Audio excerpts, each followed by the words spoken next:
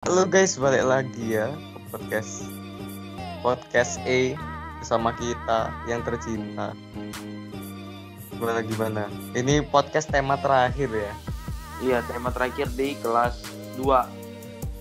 Kelas Iya nggak sih? 2. Jadi mau Iya. naik. Terus ini kita mau naik. Memang kita kelas 12 nggak buat podcast lagi? Wah, nggak tahu ya. Kayaknya enggak sih. Mungkin ada tugas yang lebih. Wah, Wow, kelas 12 kita nanti ujian lah, masa buat podcast lagi. Ya nggak begitulah. ada ujian. Masa nggak ada ujian? Ya pokok begitulah. Ini podcast terakhir kita ya. Di tema terakhir ini kita akan membahas apa temanya Jal? Aku kurang dulu judulnya lah kan marah-marah takut ngono teh. Itu loh, itu tuh tema 10, kawan. Tema 10 Allah. Tentang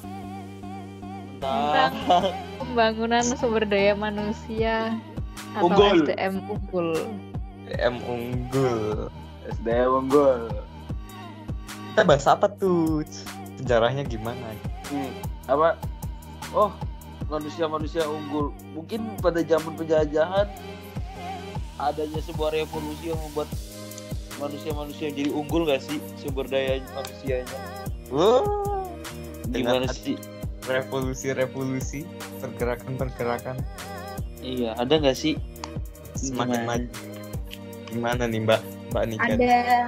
Jadi kan Indonesia mengalami kayak revolusi Prancis, revolusi Amerika, revolusi Rusia, terus sama ada revolusi industri Cina dan lain-lain gitu kan.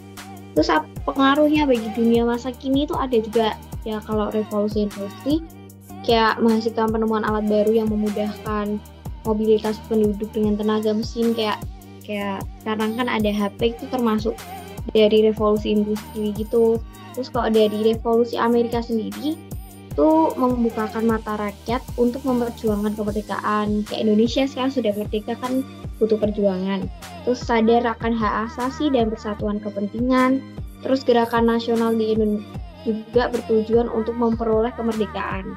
Kalau dari revolusi Perancis ini kayak perkembangan paham liberal gitu yang menghendaki demokrasi dan kehidupan individu. Terus lahirnya negara-negara republik yang demokratis, lalu dihapusnya pajak feodal dan petani yang semula hanya sebagai penggarap tanah menjadi petani pemilik tanah sendiri. Terus perindustrian berkembang. Kalau dari revolusi Rusia itu meluaskan paham komunisme di dunia gitu. Wah. Komen Vin. Komen Vin. Wah, mantap sekali kawan. Mantap sekali. Kira-kira dampaknya apa tuh bagi kita? Ayo lo.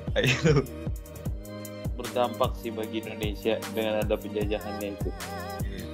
Jadi kayak ada kurang lebihnya lah. Ada positif, ada negatif. Positifnya apa tuh? Apa ya?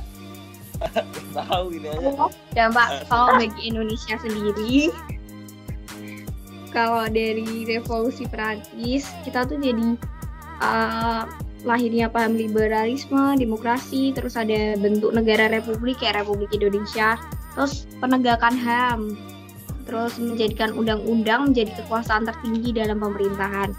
Kalau revolusi Amerika juga pengakuan HAM, terus demokrasi juga. Revolusi Rusia jadi kita memiliki ideologi komunisme tuh gitu, pokoknya kayak gitu. Terus mencetuskan konsep republik itu juga revolusi Rusia. Dari revolusi industri yaitu kita menjadi lebih modern, masyarakat modern. Devin gitu aja nggak bisa. Oh gitu kan.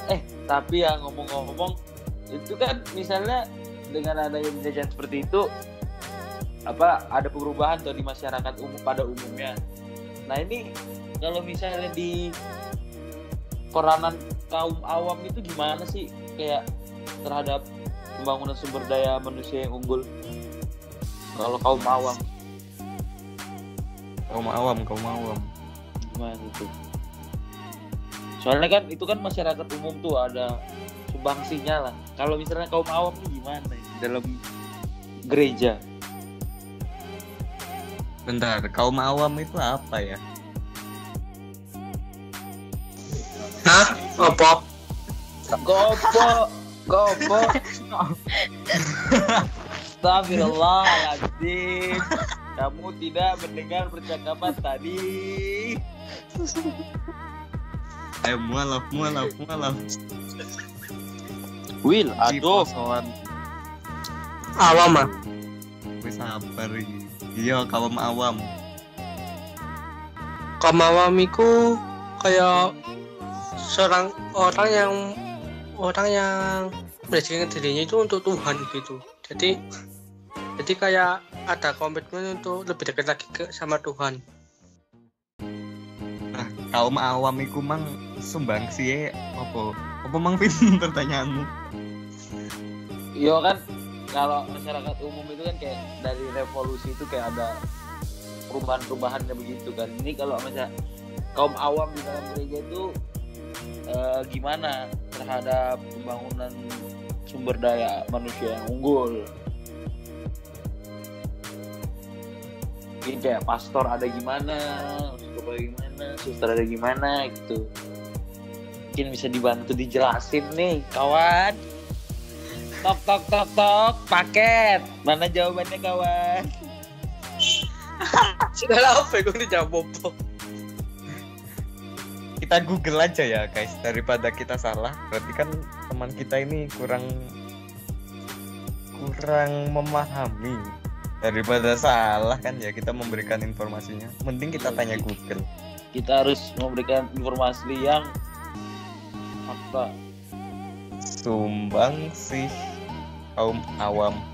Ini kok nggak ada yang berbau rohani? Memang nggak ada ya kayaknya ya. Atau Kamu kalau sih? bukan sumbang itu kayak peranan gitu lah. Peranan kaum awam itu gimana, Will?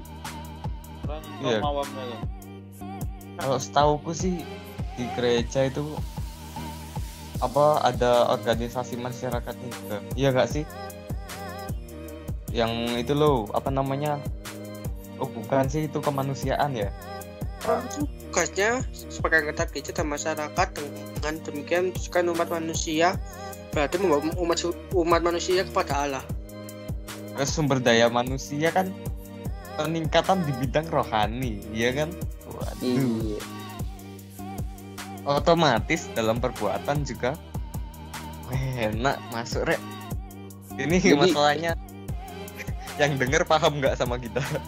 Enggak, nanti yang tadi dipotong aja, yang tadi dipotong. Udah kita ulang nih yang pertama apa? Ya, Sim. Ya, mungkin bisa dibantu jawab nih, kawan.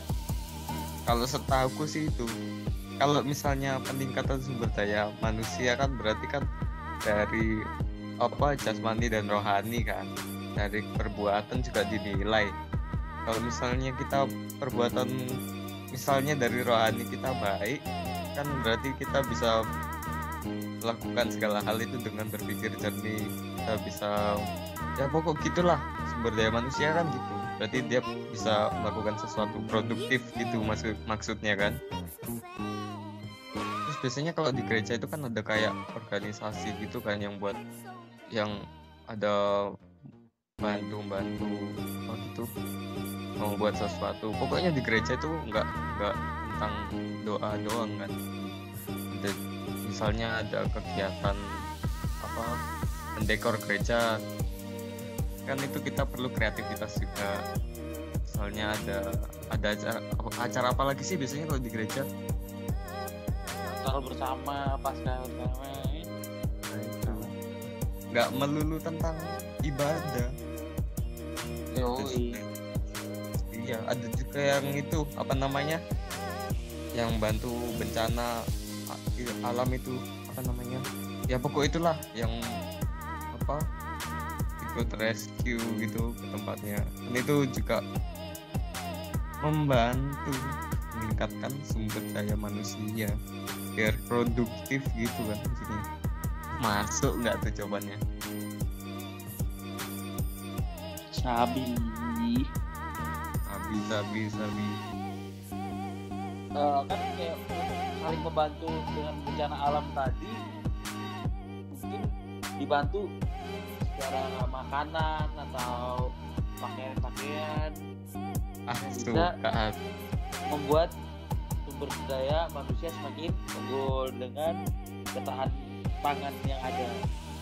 nah itu dia cinta aku. Jadi gimana sih ketahanan pangan itu? Waduh, ketahanan pangan gimana tuh?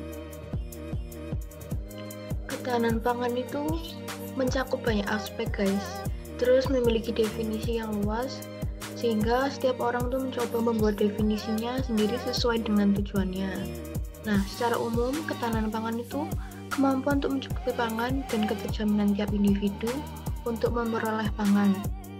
Nah, dalam mencapai kondisi ketahanan pangan itu ada beberapa komponen yang harus diperlukan agar terpenuhi, yaitu yang pertama kecukupan ketersediaan pangan, yang kedua stabilitas ketersediaan pangan tanpa fluktuasi musim atau tahun, yang ketiga keterjangkauan terhadap bahan pangan, dan yang terakhir adalah kualitas dan keamanan bahan pangan.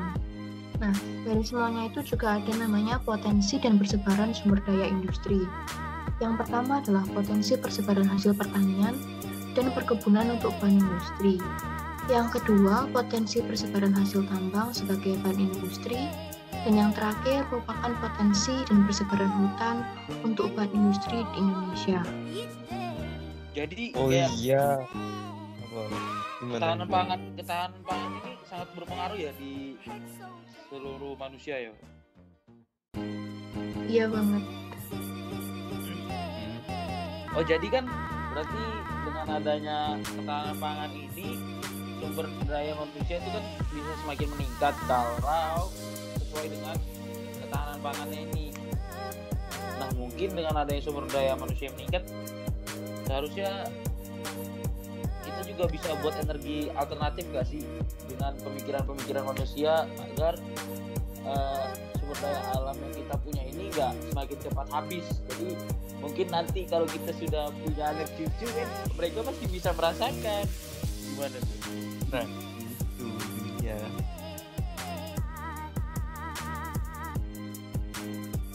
Selain itu kan kita bukan perlu sih, semakin berkembangnya zaman manusia juga kan pemikirannya semakin terbuka ya, semakin luas karena sumber daya manusianya itu semakin meningkat. Nah dengan itu pasti ada inovasi-inovasi baru yang memperbarui energi-energi yang tidak terbarukan itu ya, biar bisa jadi alternatifnya itu. iya, dengan alternatifnya ini pun masyarakat atau sumber daya manusia ini akan semakin unggul. Iya, kayak kemarin kita kan ada percobaan tuh di pelajaran geografi. Kamu buat apa, Vin, kemarin? Aku buat kipas kecil tapi nanti dia berputar karena melalui sebuah karetnya itu di dalam sebuah kaleng. Waduh. Noise, kamu buat apa, Noise? Itu kan. Kamu buat apa? Buat percobaan jeruk nipis. Itu yang itu apa namanya, nyalain lampu itu kan ya? Ya, ada sengatan mesin kan. Itu contoh-contoh dari energi alternatif yang kita buat. Sebenarnya pelajaran kita ini selain asik bermanfaat juga ya. Nah itu kan apa dengan buat sumber energi itu nggak bisa asal-asalan dong, harus dilakukan penelitian itu. Nah penelitiannya itu harus dibuat melalui sebuah KTI atau yang disebut dengan karya tulis ilmiah dan bla bla bla bla bla. Tembak dah. Nah itu tadi katanya Dev, kita tuh buat KTI. Kemarin juga di percobaan kan kayak gitu juga. Kita suruh buat laporan biar tahu gitu hasilnya berhasil apa enggak. Itu kan disuruh buat laporan. Iya. Tapi kalau misalnya kita gagal pun kita juga harus buat KTI-nya. Nah Maksudnya itu kenapa bisa gagal, kenapa bisa berhasil? Mungkin ceruknya kurang apa gimana cairannya kurang. punyamu kemarin berhasil, Vin. berhasil sih, tapi agak macet-macet sedikit putaran kipasnya. Berhasil lah. Iya. Banyak loh, laporan itu kan bukan buat itu aja. Kita di pelajaran apa lagi, PKWU juga kita buat laporan loh. Ya gitu loh. Ya itu tadi kan kita nggak cuma pelajaran geografi aja. Tuh banyak loh kita buat kemarin BI itu collab sama geografi. Terus PKWU ini juga kita buat laporan. Tapi laporanku belum selesai sih. PKWU suruh buat apa? Itu kan ya apa namanya? Laporan usaha makanan apa? Ya, makanan Internasional. internasional. Gimana, Coach? Ya, jadi dari tema-tema yang sebelumnya kan kita udah bahas banyak banget tuh tentang PKWU. Ada yang dari tahapan masaknya gimana, ada yang makanan internasional, ada yang sampai tahap pengemasan, juga sampai perhitungan BEP. Nah, itu semua bakal masuk dan jadi materi di dalam laporan saat kita pengen buat usaha makanan gitu. Mungkin ada apa? Laporannya mungkin ada kriteria-kriterianya nggak sih? Nah, itu Oh. dia. Iya, ada kriterianya itu kayak Astagfirullah. membuat laporan yang baik ini ya, kalian harus catat. Ya apa membuat laporan yang baik? Pokok setahu itu harus ada cover-nya, ada daftar isi, data pengantar, Latar terus belakang, latar belakang, isi. isi. ini nih yang bener nih ya. Oh, gimana? Pokoknya di dalam formatnya itu harus mengandung imajinasi. Jadi Waduh. misalnya kayak pizza tapi divariasikan, nggak dipanggang, apa digoreng, apa dimanain gitu. Terus di dalam laporan itu harus lengkap, ada semua kejelasan, ketepatan waktu, minat dan lain-lain. Terus laporan itu harus disajikan secara menarik. Nah, dalam buat laporan itu juga ada perencanaannya. Itu ada tahap pertama perencanaan, tahap kedua penyusunan, dan tahap ketiga itu ada penyelesaian. Di dalam laporan itu harus ada cover, harus ada kata pengantar, harus ada daftar isi, daftar tabel. Daftar tabel itu biasanya untuk yang ngitung biaya-biayanya ya. Terus daftar gambar dan daftar lampiran itu buat tahapan-tahapan cara membuat produk yang ingin kita buat dalam usaha makanan. Nah, setelah itu ada bab 1, ada pendahuluan seperti biasa lah ya, seperti kita buat proposal. Tapi bedanya kalau proposal kan buat mengajukan, kalau kita ini buat perencanaan. Ada pendahuluan, ada isi utama laporan, dan ada kesimpulan dan saran. Dalam pendahuluan itu kita ada latar belakangnya, ada tujuan kegiatan, ada kegunaan kegiatan, dan kajian teori. Nah, di isi utama laporan ini yang paling penting, ada rencana kegiatannya kita mau gimana, ada proses pelaksanaan kegiatannya itu mau kapan dan gimana, ada laporan keuangannya itu seperti BEP dan sebagainya, dan ada kesimpulan dan saran pada bab 3 itu untuk konklusinya, gimana usaha kita ini bisa berjalan berhasil atau enggak gitu. Mau nanya dong. Itu kan katanya tadi harus menarik ya. Tapi kan menurut lu laporan ya buat laporan aja yang penting detail kan. Orang paham. Kenapa harus menarik? Aku nggak tertarik Ya. buat laporan. Bukan laporannya yang harus menarik ya, maksudnya isi dari laporannya. Maksudnya kayak kalau misalkan kita buat, aduh aku mau bikin usaha, aku buat laporan mau bikin nasi campur, kan udah biasa. Isinya itu kayak yang harus bervariasi, berinovatif. Kalau tahun ke tahun itu kan pasti ada imajinasi yang lebih tinggi lagi. Pokoknya harus berinovasi lah, jangan sampai sama seperti produk-produk yang sudah ada. Itu pasti yang baca, olah iyalah ininya gini, aku ya udah tahu. Gitu kan pasti males kok yang baca. Nah itu guys, berarti kita harus saling tidak malas. Yang nulis kalau boleh malas, biar yang baca nggak malas juga. Kan eman-eman kalau kita buat tapi nggak dibaca, iya kan? Iya, betul banget. Nah itu. Kalau sudah buat laporan ini kita harus melakukan juga, jangan cuma buat laporan gitu doang ya kan. Buang-buang Iyalah. waktu. Kita satu semester ini buat laporan terus supaya akhir-akhir ini. Apa aja kita yang nggak buat? Kita dari pelajaran olahraga kita juga buat laporan. Itu olahraga kan biasanya kita cuma buat itu kan kerja tugas sama kerja KBM. Terus ada buat laporan. Terus ada geografi yang kolab sama BI. Terus ini PKWI. Banyak ya kita buat laporan. Itu biar nggak kagok juga nggak sih kalau pas kuliah gitu kan.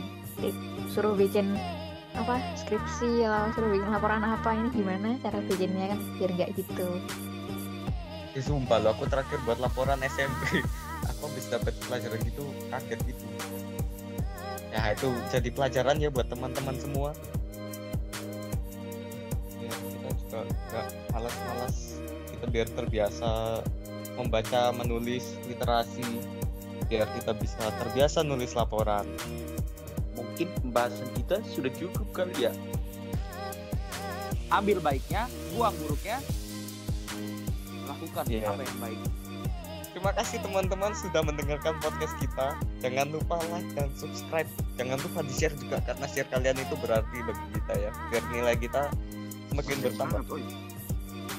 Ya begitu kalau closing, masa cuma terima kasih sudah. Ya udah, aku aja yang closing ini, udah jalan kalian. Ya pokok begitulah teman-teman. Terima kasih sudah mendengarkan kita. Jangan lupa di-share ya. Oke.